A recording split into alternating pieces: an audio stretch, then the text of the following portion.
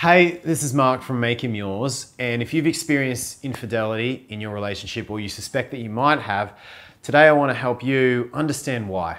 What might have gone wrong, and I've got Anita Chipala here back with me, one of Chicago's best dating and relationship therapists. She's been doing this for 14 years and authored the book, First Comes Us, The Busy Couple's Guide to Lasting Love. Really important in this video, we're going to be helping you piece together in your head what might have happened. Do not take the blame. Because the common mistake that many women come to you with, and even to me, is that they feel the blame is all on them. I must have done something wrong, it's my fault. This video is not here to blame. In fact, it's here to do the opposite.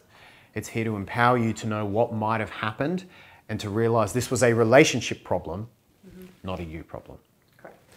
So Anita, it all comes down to unmet needs. The reason cheating actually happens, there's a whole bunch of risk factors that we talked about in another video, so you can find those just above and in the description below. But it really comes back to these different needs that someone meets by cheating, a psychological need, a feeling of some kind. So the first one, Anita, is about vitality and feeling alive. What does this mean, and why does it cause people to cheat?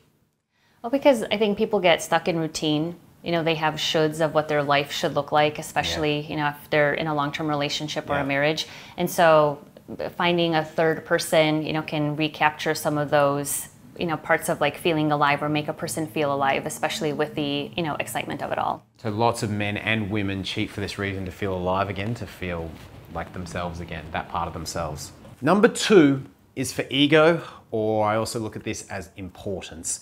This is actually less common than you would think. A lot of women perceive that, oh, it's all about the ego kick and about feeling important. It does happen, and you see this especially in young men. I've spent my time around plenty of strippers who have been guilty of this one. But it's actually not the most common reason men cheat. It's one to be aware of, because if a man is not feeling important in his life or wants a bigger ego kick, he will go for it. But Anita, tell us about number three, which is really important. Yeah, I mean, that excitement, that thrill, you know, when I map out why people cheat, a lot of them do bring that up, that it was the novelty, thrill, the kind of like chase. Right, and again, in a long-term relationship, infatuation has probably faded, and so you're not going to have that same kind of, you know, spiciness as you have with someone when you're cheating. Yeah. Number four is about the relief from loneliness. So whether you want to call it connection or love, there is a craving for intimacy there that can lead a man, or a woman of course, to cheat in his or her relationship. That connection gets fantasized about for a while, and as we've talked about in some of our other videos, if these things don't get brought up, if there's not that flow of communication, and particularly difficult communication, this is one of those key needs that a man or a woman can really find himself going after in infidelity. Number five is a big one, and I know it's one you said you see heaps. It's not sex, but sexual expression. What does it mean? What's the difference? Yeah, I think I hear often from women is, oh, a guy just wanted the sex, you know, and I think Rarely that true. it's that, yeah, I mean, a lot of my male clients who end up cheating, it's not about the sex, but it's about the desire, the fun and the play. I mean, I throw all of that into sexual expression, right? It's like, how do you want to be sexually with your partner? And a lot of times women just cut that off in a relationship. And so again, it's not about the act, but it's about the way that a guy could be with you sexually. And so all of that matters. Yeah.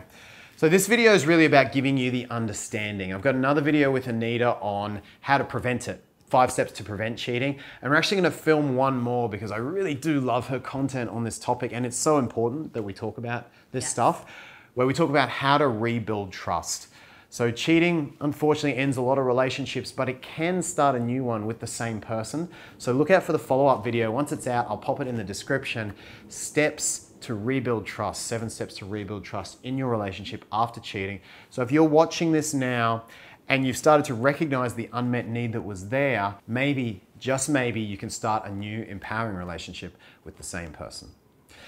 Anita, thank you so much for coming in and sharing your wealth of knowledge. It's all about the understanding in this one. In the next video, we're going to show you the how-tos of moving through this process. If you have gone through this, make sure you remember it is not your fault. It is feedback that there was something wrong in the relationship, and hopefully that's something you can change in the future.